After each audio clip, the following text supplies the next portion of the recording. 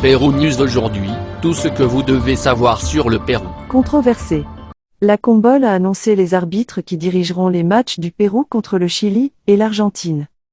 Avec quelques vieilles connaissances parmi l'équipe sélectionnée, la Conmebol a annoncé les arbitres en charge des prochains matchs du Pérou, une visite à Santiago et un match à domicile, où l'équipe recevra le champion du monde.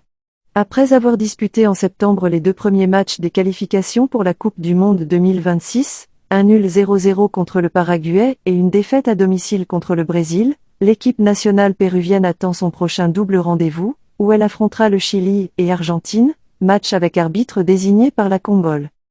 La plus haute entité du football sud-américain a annoncé les responsables de la direction des matchs qui se joueront jeudi 12 et mardi 17 octobre prochain, où le Pérou devra se rendre à Santiago, et recevra respectivement les champions du monde au stade national.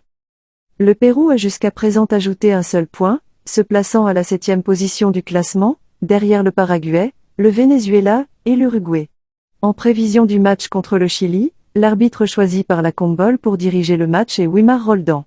Le Pérou a déjà une histoire, pas si positive, avec l'arbitre colombien, qui a dirigé ce match contre le Brésil lors des éliminatoires 2022, où le Pérou a perdu 2-0 le 9 septembre 2021.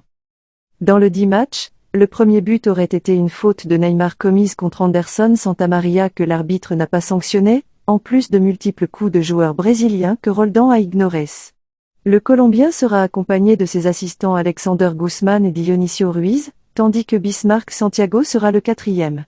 John Perdomo sera aux commandes du VAR, avec son adjoint Yadir Acuna.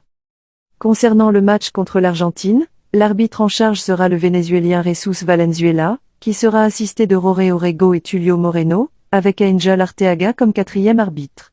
Le VAR sera en charge de Nicolas Gallo.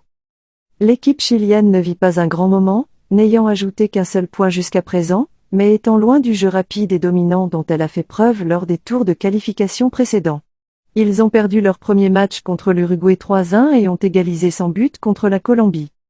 L'Argentine, contrairement au Chili, arrive dans une forme impressionnante et obtient des résultats positifs. Ils ont réussi à battre l'Équateur 1-0 et à écraser la Bolivie 3-0, malgré un match à la hauteur de La Paz.